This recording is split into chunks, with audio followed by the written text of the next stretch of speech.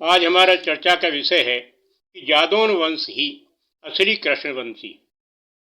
कैसे कि जिस समय गांधारी ने कृष्ण जी को श्राप दिया है कि हे यदुवंशी कृष्ण, मैं तुम्हें श्राप देती हूँ कि जिस प्रकार मेरा वंश नष्ट हुआ है इसी प्रकार से इस समय तुम्हारा वंश नष्ट हो जाएगा।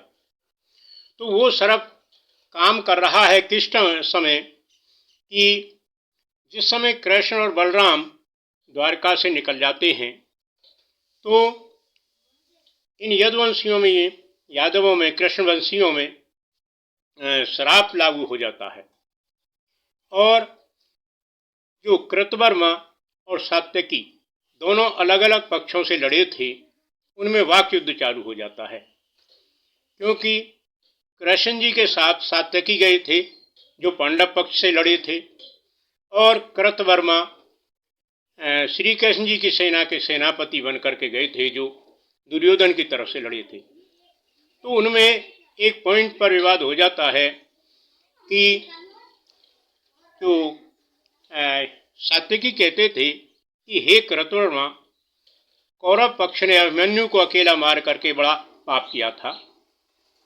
उधर से सात्यकी कहते हैं, कृतवर्मा कहते हैं कि नहीं, भूरिश्रवा को मार करके आपने न्याय भंग किया था, तो आप पाप के भागी हैं। इसी उसमें दोनों में शराब पी रखी है।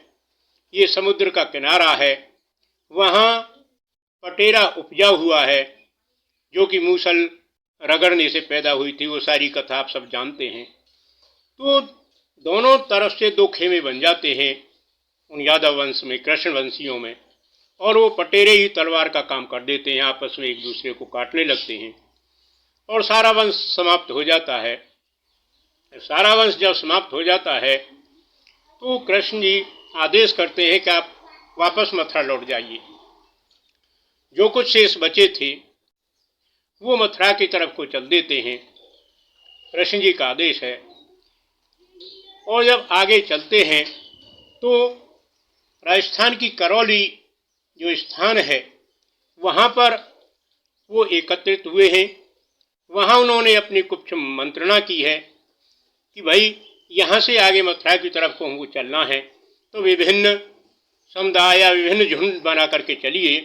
अकेला अकेला जाना कोई सुरक्षित नहीं है, जिस प्रकार से हमारे साथ वाक़ा हुआ है, दोबारा न दोहराया जाए। तो वो जो झुंड बना करके चले तो एक नियम पारित हुआ है कि अपने खून की, अपने जो वंश है उसकी शुद्धता बनाए रखने के लिए यहाँ से हमें जब आगे प्रस्थान करना है तो ये शादी विवाह भी आपस में ही करने हैं। तो अपने वंशों को झुंडों में परिवर्तित कर लिया जाए और झुंड का एक गोत्र रखा जाए।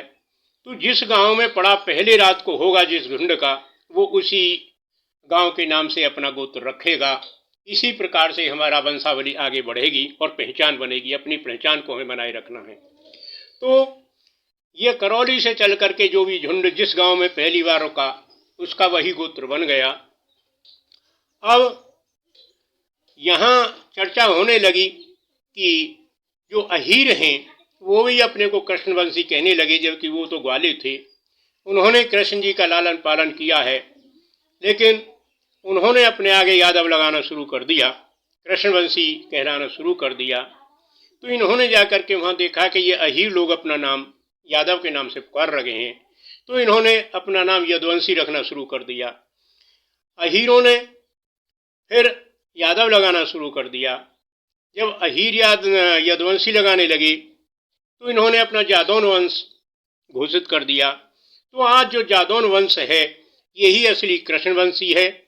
इनकी मात्रा बहुत थोड़ी रह गई है। गौतम बुद्ध नगर के चौकी खाजपुर से चल करके फिरोजाबाद तक एक बेल्ट बनी हुई है जो मथुरा को लेती हुई है। ये मथुरा के आसपास ही सब स्थापित हैं। अपना वर्ण और खून शुद्धता बनाए रखने के लिए ये अपनों में ही शादी करते हैं, जादौनों में ही शादी करते हैं। सभी के गोत्र अलग हैं, उनको बचाए रखे हुए हैं। ये चौकी खाजपुर मारहरा से होती हुई बेल्ट आगे को निकल जाती है।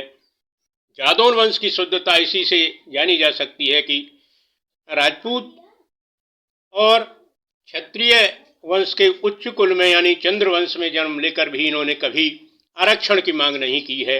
कभी अपने को इन्होंने नीचा सर झुकाने के लिए मजबूर नहीं किया है और किसी प्रकार से जो मुफ्त की रेवड़ियां हैं उन्हें खाने के लिए लालायित नहीं हुए हैं। गौरवान्वित जाति रही है पहले से ही, जिसने अपना इतिहास स्वयं रचा है। आज इतिहास क्योंकि शेरों की तादाद कम होती चली गई है, वो अकेला ही रहना पसंद करता है, तो इनकी जो मात्रा थी वो महाभारत के युद्ध में समाप्त हो गई गांधारी के श्राप से। अब जो कुछ बचे हैं ये अपनी शुद्धता को बचाए हुए हैं, अस्मिता को बचाए हुए हैं। अपनी पहचान बनाए रखने के लिए ये जादौन वंश अब दोबारा से एकत्रित होना शुरू हुआ है।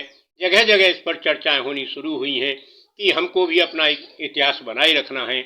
इसके लिए जो गौरवशाली इतिहास है वो जो हमारा इन लोगों ने छीनने की कोशिश की है, उस पर जगह जगह चर्चाएं हो रही हैं।